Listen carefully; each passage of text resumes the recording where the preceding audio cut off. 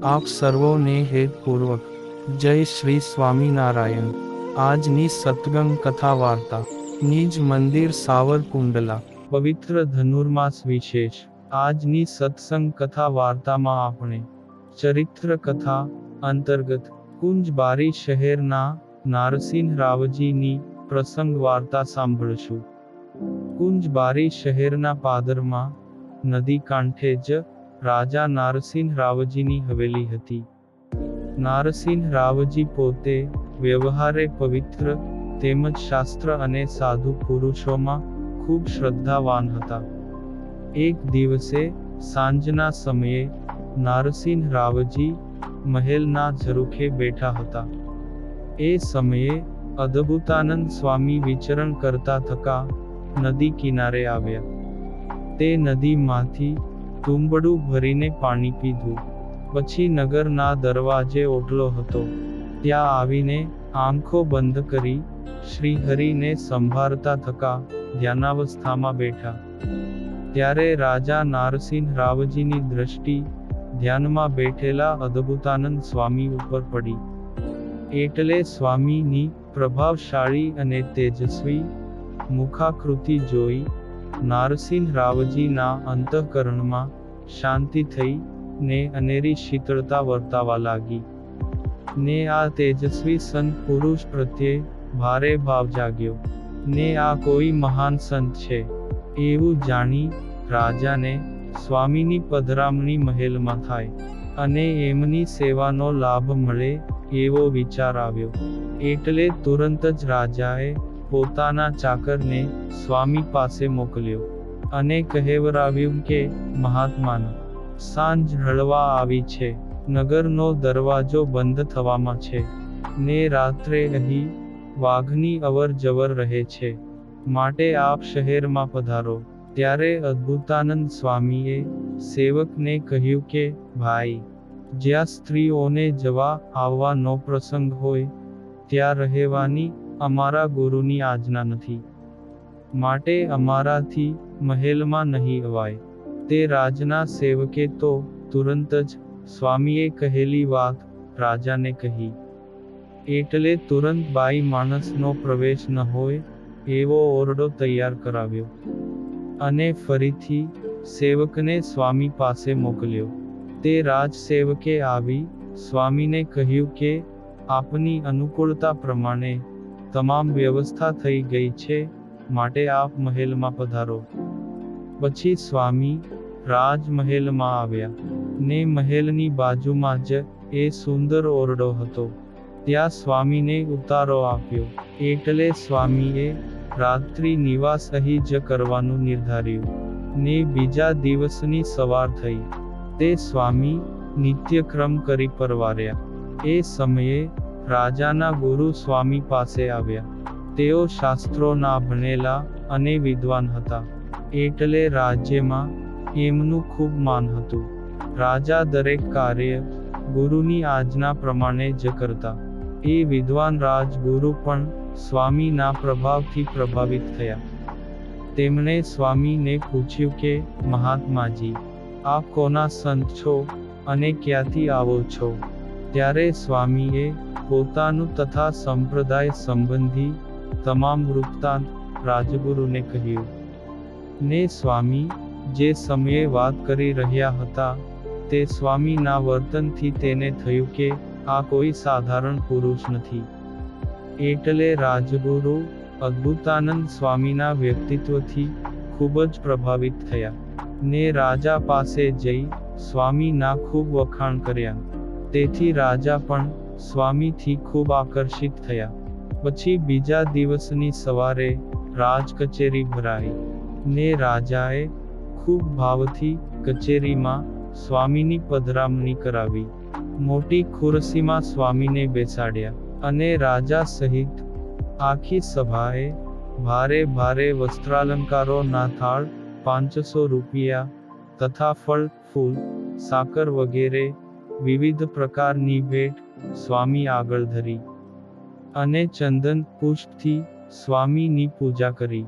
પછી રાજાએ સ્વામીને સાષ્ટાંગ પ્રણામ કર્યા ને સ્વામીનો સત્કાર કર્યો પછી સ્વામી બોલ્યા, મહારાજા, અમે તો પ્રગટ ભગવાન શ્રી સ્વામિનારાયણના સાધુ છીએ. તે અમારાથી આવી સામગ્રીઓનો સ્વીકાર ન થાય. અમારા ભગવાનની આજ્ઞા નથી, અને અમારે સાધુને આ પદાર્થો કોઈ કામના પણ નથી. તે સ્વામીની નિસ્પૃહિતા ઉપર આખી કચેરી આફરીન થઈ ગઈ. કાંઈ જોઈએ જ નહીં એવા મહાત્માના દર્શન આજે સૌને પ્રથમ વખત થઈ રહ્યા હતા.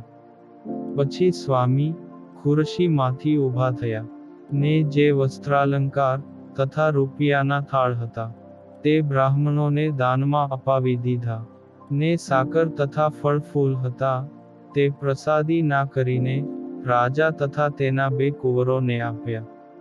ત્યારે રાજાએ સ્વામીને કહ્યું, આ રાણીને દર્શન આપો. ત્યારે સ્વામીએ કહ્યું, ક્ષમા કરજો રાજન, એવું કરવાની અમારા ગુરુની આજ્ઞા નથી. અમે તો અષ્ટ પ્રકારે સ્ત્રીઓથી દૂર રહીએ છીએ. સ્ત્રી ધનના આવા ત્યાગી મહાત્માના દર્શનથી રાજા તથા દરબારીઓને સ્વામી પ્રત્યે ખૂબ આદર વધ્યો. પછી તો સ્વામીને બ્રાહ્મણના ઘરે જમાડવા વ્યવસ્થા પણ કરી. આમ સ્વામી કુંજબારી આવ્યા એને ઘણા દિવસો વીતી ગયા હતા. તે એક દિવસ રાજાએ પોતાના ગુરુ આગળ વાત કરતા કહ્યું, ગુરુદેવ, આ સંત મહાત્મા ભારે ત્યાગી વૈરાગી છે. એમને મન, સ્ત્રી, દ્રવ્યનું કોઈ ખેંચાણ નથી, ને રાજાના ગુરુ પણ મુમુક્ષુ હતા. તે એમના ઉપર પણ સ્વામીની સાધુતાએ પ્રભાવ પાડ્યો હતો. એટલે તેમણે રાજાને કહ્યું, રાજન, આ કોઈ ખાનદાન કુટુંબના ભાગ્યશાળી પુરુષ છે. નહીતર આવું રૂપ અને ગુણ એક જગ્યાએ ન હોય. મારું તો કહેવું છે કે આ મહાત્માને કાયમ માટે આપણા રાજ્યમાં રાખી દેવા જોઈએ. એ માટે તમારી કન્યા એમની સાથે પરણાવો, અને એકાદ પરગણાનું રાજ્ય પણ આપી દો. તે પોતાના ગુરુની વાત રાજાને ખૂબ ગમી. એટલે રાજાએ તુરંત જ ખાનગીમાં તૈયારીઓ શરૂ કરી દીધી, ને બ્રાહ્મણો પાસે મુહૂર્ત જોવડાવ્યું.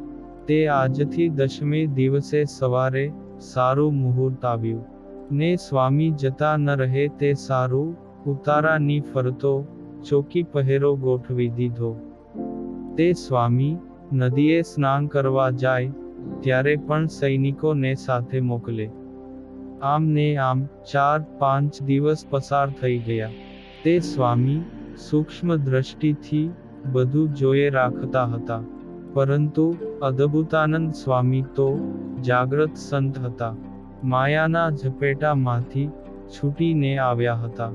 ફરી માયાનો પંજો ન પડે એની પૂરી તકેદારી રાખી રહ્યા હતા.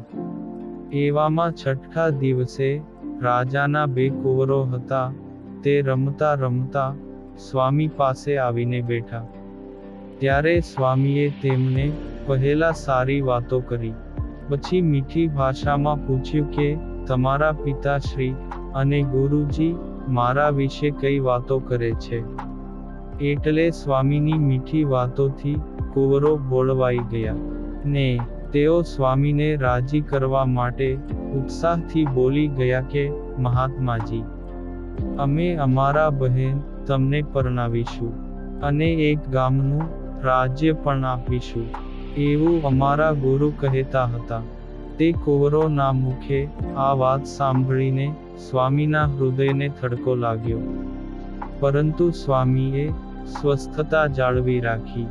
ત્યાં બીજો કુંવર બોલ્યો કે મહાત્માજી, તમે અહીંથી જતા ન રહો.